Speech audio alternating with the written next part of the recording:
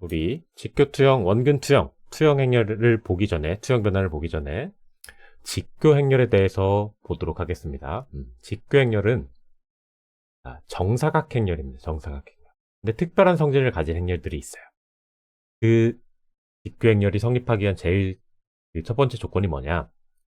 해당 직교 행렬의 트랜스포즈 행렬을 곱하면 상등 행렬이 된다는 거예요. 이 말인 즉슨 우리 트랜스포즈 행렬과 역행렬이 같다라는 얘기입니다. 그래서 직교 행렬이 되기 위한 필수 조건은 이 공식을 성립을 해야 된다는 겁니다.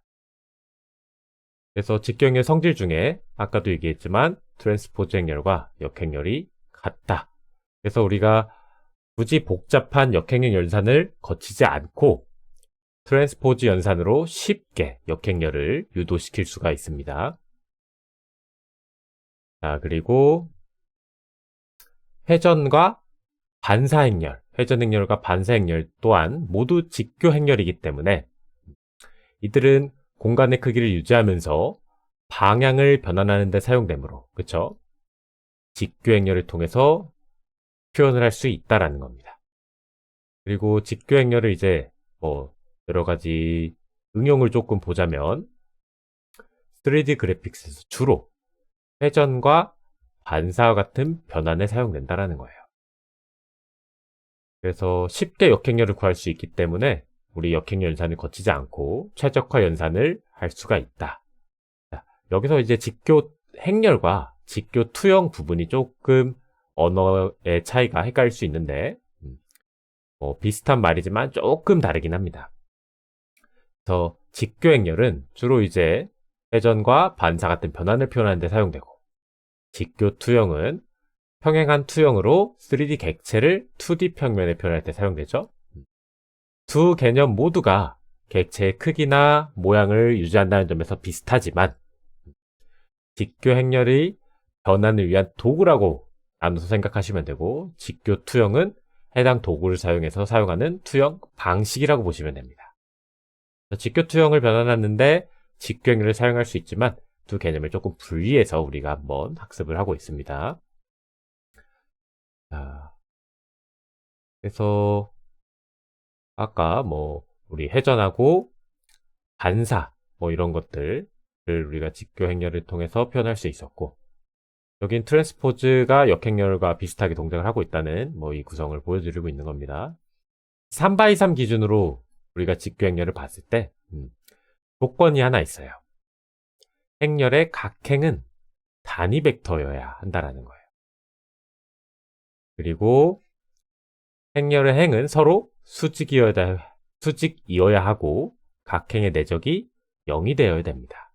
그래서 각행을 이렇게 우리가 곱했을 때, 내적을 곱했을 때 0이 되는 걸 우리가 확인할 수 있고요. 같은 행렬을 곱하면 같은 값이니까 같은 행렬 이렇게 내적하는 거죠? 1이 되는 것을 확인할 수가 있습니다.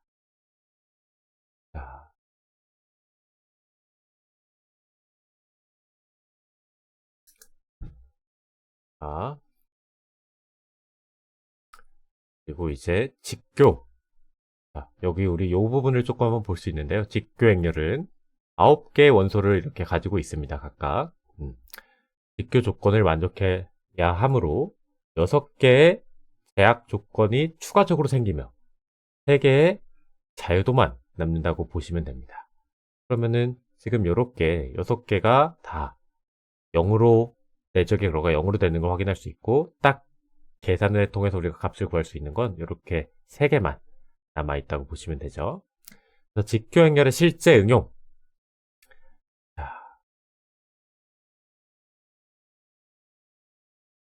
직교 행렬이 실제 응용이 돼서 우리가 사용되는 경우는 아까도 얘기했지만 이 행렬이 직교 행렬이라는 것을 우리가 확실히 알고 있다면 굳이 역행렬 연산을 거치지 않고 트랜스포즈 연산으로 쉽게 구할 수 있다라는 거예요. 자, 그래서 조금 예시를 들어보자면 예를 들어서 우리가 월드 공간에서 카메라 공간으로 이제 변환을 할 때 카메라가 오른쪽으로 50도 회전을 하면 물체가 왼쪽으로 50도 회전을 한다고 볼 수 있겠죠. 그리고 카메라가 오른쪽으로 10만큼 이동을 한다면 반대로 10만큼 이동을 한다고 볼 수 있습니다. 그래서 우리 카메라 행렬에서 요 4x4 뷰 행렬에서 여기 3x3 이 부분이 회전되는 부분을 값들을 쓰고 있겠죠. 스케일 부분하고. 이 부분을 예를 들어서 역행렬을 구해서 우리가 이 연산을 좀 쉽게 해결할 수 있는데, 단순하게 우리가 역행렬을 구하는 공식을 통해서 역행렬을 구하는 게 아니라 전치 행렬을 통해서 바로 해당 행렬의 역을 구한 다음에 이동한 물체, 예를 들어서 카메라가 10, 0만큼 이동했다면 반대로 마이너스 10, 마이너스 10, 0만큼 해서 반대로 이동시켜서 연산을 단순화해서 직교 행렬을 사용해 볼 수가 있겠죠. 자, 그리고 예를 들어서 직교 행렬을 구하려고 하는데, 아까 각각의 벡터가 우리가 직교 행렬 첫 번째 조건 중에 단위 벡터면서 수직이 되어야 된다고 했죠. 근데 일반적인 행렬에서 수직이 되어 있진 않는 행렬들이 있을 겁니다. 그러면은 그람-슈미트 직교화 알고리즘이라는 걸 통해서 우리가 수직인 행렬을 계산을 해낼 수가 있거든요. 그래서 이렇게 과정이 조금 설명이 되어 있고요. 그리고 만약에 설명이 좀 부족하다, 그럼 제가 여기에 설명이 아주 친절하게 되어 있는 유튜브 링크를 하나 걸어놨습니다. 그래서 이 링크 통해서 자, 보시면 됩니다. 광고가 좀 있네요. 그래서 이 링크 통해 가지고 보시면 내적과 덧셈, 뺄셈을 이용해서 해당 과정을 유도해내는 과정들이 나오게 됩니다. 그래서 유도할 수 있다라는 거, 그람-슈미트 알고리즘이 있는 것 정도만 우리가 아시면 되고, 필요에 따라서 필요할 때 참고하셔서 사용을 하시면 되는 겁니다. 이걸 내가 한 번 정도만 이 유도식을 이용해서 직교화를 해보시면 된다라는 거예요. 자, 그래서 이렇게 직교화 과정을 거칠 수가 있고요.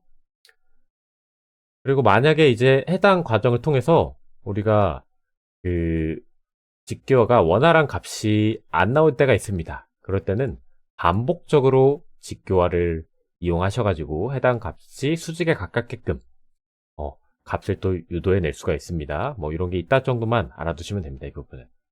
자, 이번에는 동차 행렬입니다. 호모지니어스 매트릭스라고 얘기하죠. 호모지니어스 코디네이트. 그래서 이 동차의 개념은 뭐냐?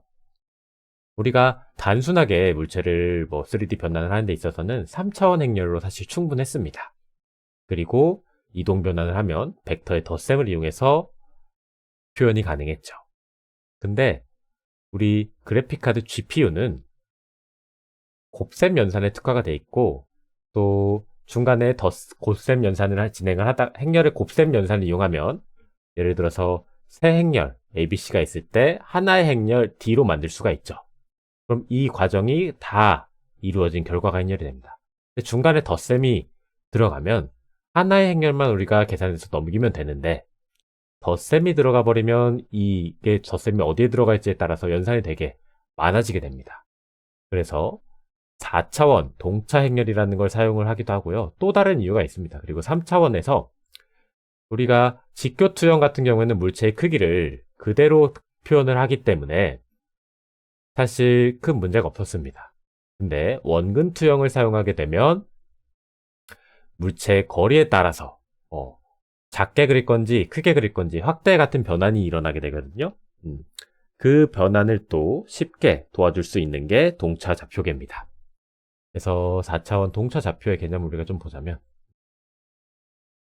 W 값을 X, Y, Z에 W라는 네 번째 4차원 벡터를 추가해서 조금 더 덧셈, 이동 연산을 곱셈으로 표현할 수 있으면서, 또는 W를 이용해서 원근감을 통해서 물체의 크기를 변할 수 있다라는 겁니다. 자, 그래서 이렇게 이제 표현이 되겠죠. 기존에 원래 우리가 XYZ만 이용했던 거 XYZ, 1 또는 0이 들어갑니다. W에는. 그리고 이렇게 4x4 행렬을 통해서 계산을 하게 됩니다. 자, 그러면은 이쪽에 밑에 부분에 우리가 이동변환 행렬에 대한 부분이 들어가게 되죠. 그래서 계산의 결과를 이제 통신을 하면 행렬의 그 벡터의 덧셈을 행렬의 곱셈으로 표현해서 이렇게 연산이 가능하다라는 거. 자, 그래서 이건 아까 우리가 GPU 최적화나 뭐 이런 계산의 편리성에서 설명을 한번 했었고요. 그리고 해당 이제 행렬에다가 이동 연산까지 같이 해주는 겁니다.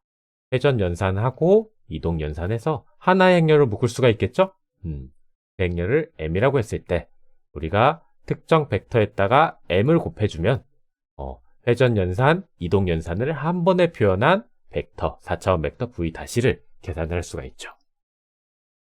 자, 그리고 또 다음 부분 보도록 하겠습니다. 자, 그래서 W 값이 역할이 뭐냐? 자, 3D 공간에서 W가 1일 경우에는 점을 나타내고요. 0일 경우에는 단순한 벡터를 나타낸다 보시면 됩니다.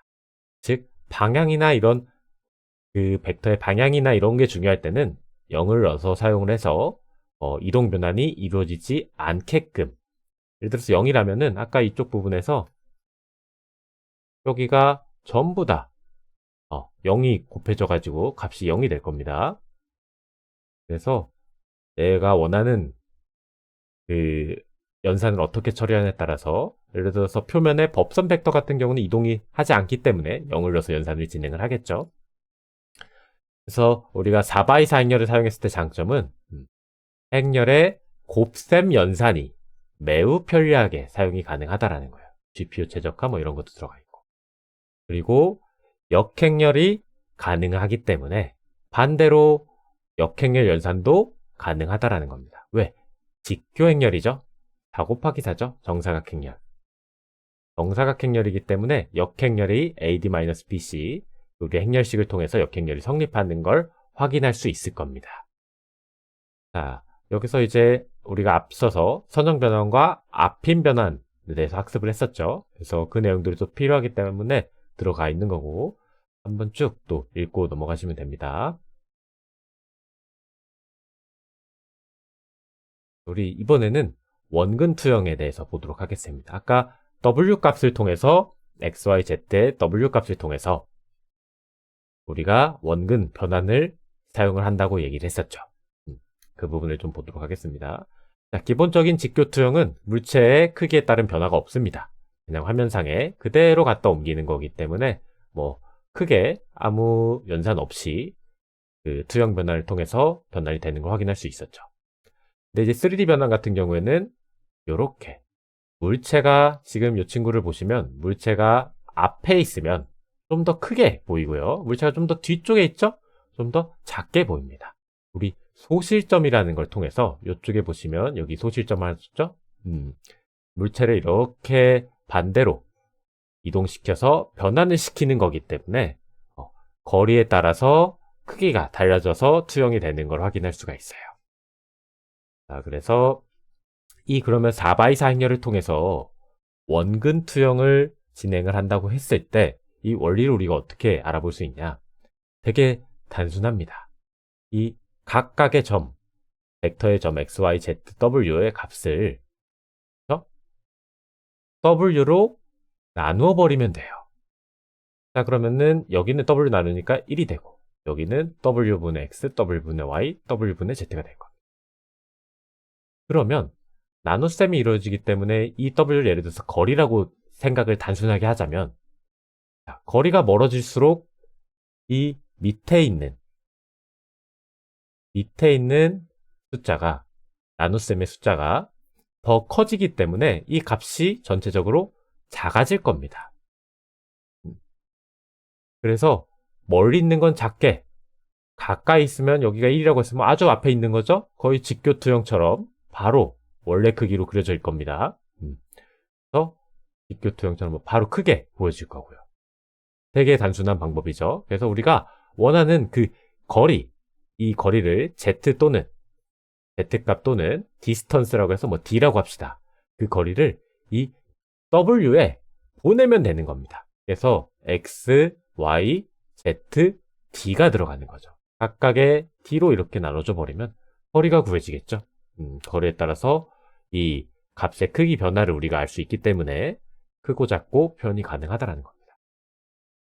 그래서 일반적으로 이제 그 투영 변환을 할 때 최초로 사용된 이론은 우리 피놀 카메라라 그래서 카메라에 렌즈에 물체가 이렇게 소실점 기준으로 재구성돼서 카메라 렌즈 뒤편에는 물체가 거꾸로 반대로 반전돼서 보이는 이런 방법을 처음에는 고안을 했습니다. 근데 이렇게 해서 이제 물체를 반전시켜서 계산을 할 수 있는데 굳이 우리가 여기 소실점 기준으로 놓고 봤을 때 이쪽에 이렇게 반전시켜서 계산을 하는 거죠. 물체가 이렇게 있다면 이렇게 위, 밑 그러면은 밑, 위에서 이렇게 그려질 겁니다. 이 과정을 우리가 굳이 할 필요는 없다라는 거죠. 게임에서는. 그냥 화면에다가 바로 그릴 수 있게 조금 약간 얘를 뒤로 밀어놓고 여기에 그리자라는 거예요. 소실점을 뒤에 놓고 이쪽에 그리자라는 겁니다. 자, 그래서 뭐 방법은 단순합니다. 자, 예를 들어서 우리가 요 피놀 카메라 기법으로 놓고 봤을 때 여기 프로젝션의 소실점 기준으로 거리가 D라고 놓고 봤을 때 이쪽 P-의 크기는 P-X의 크기는 이 거리죠? Z Z분의 마이너스 D의 PX가 되는 거죠. 이만큼 뒤로 이동한 거니까 마이너스만큼.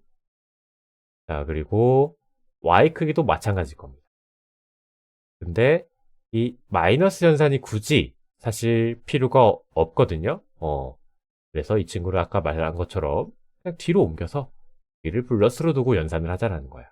그 음수를 제거해 줍니다. 그래서 우리 x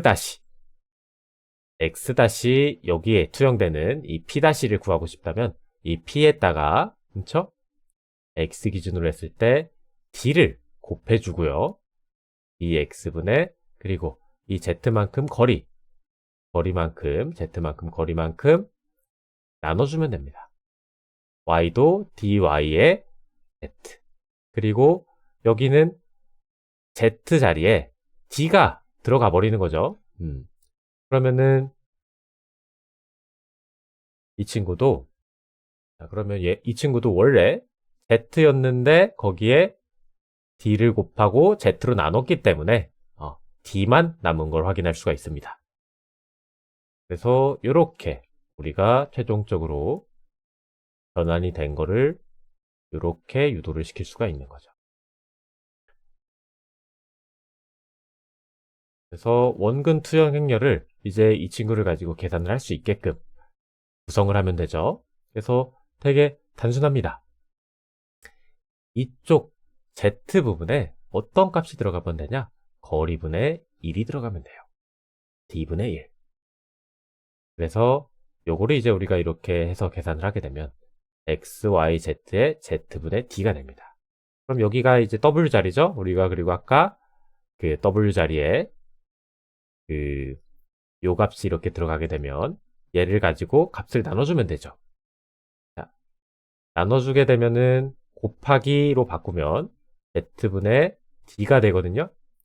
각각의 Z분의 D 곱해주고 Z분의 D 곱해주고 Z분의 D 곱해주면 아까 우리가 얘기한 요 공식이 이렇게 도출이 되겠죠. 그래서 원하는 값을 계산한 저 투영을 이렇게 계산이 가능하다라는 거 한번 확인해 볼 수 있었고요.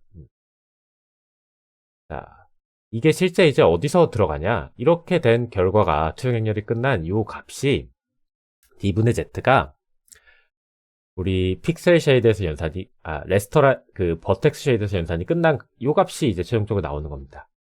원근 투영까지 변환을 했을 때. 그리고 레스터라이제이션에 넘어가면 이 값이 레스터라이제이션에서 계산을 한 후에 픽셀 쉐이더로 넘어가죠. 그때 레스터라이제이션이 이 W에 들어있는 요 값을 저기로 전부 나눠줍니다. 그래서 최종적으로 우리가 NDC 좌표, 그 화면에 이루어진 NDC 좌표가 요 나누기까지가 이루어진 값이 나오는 거죠. 그래서 버텍스 쉐이더에서 계산된 이 W의 값과, 그쵸? 그리고 여기 있는 XYZ의 값과 최종적으로 픽셀 쉐이더에서 계산된 XYZ의 값이 다르다는 것을 확인할 수가 있습니다. 이거를 전부 다 사실 버텍스 쉐이더에서 연산을 해버리게 되면 정점별로 이제 호출이 되는 횟수가 너무 많기 때문에 레스터레이션에 넘겨서 계산을, 보관을 이용해서 조금 계산 순서를 줄일 수 있다는 겁니다.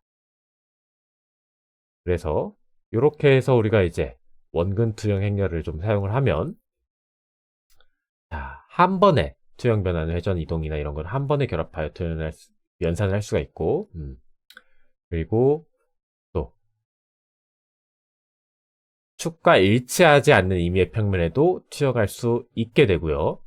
그리고 최종적으로 나와지는 이 값이 이제 존재를 하거든요. 여기를 이제 우리가 Z분의 D로, 자, 이렇게 돼서 하면 여기 D 값이 이렇게 나와버리죠. 거리별로 이 값이 나와버립니다.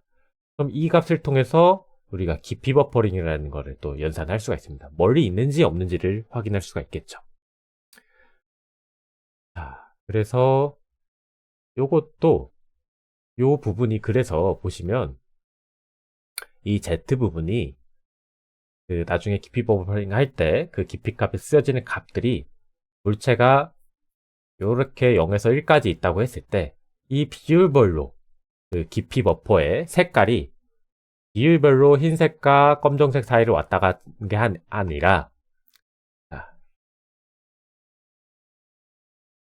사진을 좀 봐야 될 것 같습니다. 같이.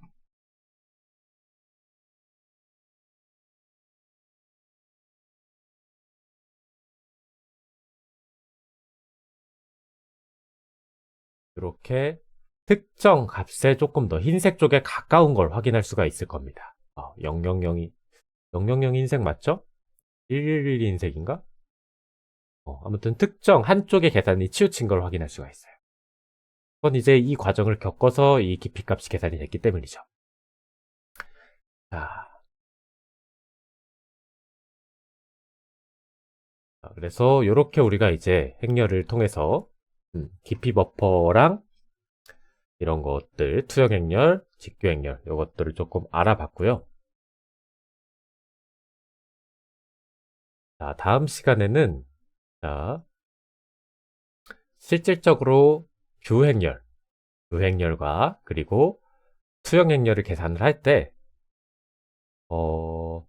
조금 다릅니다. 게임에서 사용되는 거는. 왜냐면 모니터나 이런 거에 따라서, 또 해상도에 따라서 계산 변화가 달라지기 때문에 그거에 대해서 대충 간단하게 훑어보고 다시 이제 코드 리뷰하는 걸로 돌아가도록 하겠습니다. 고생하셨습니다.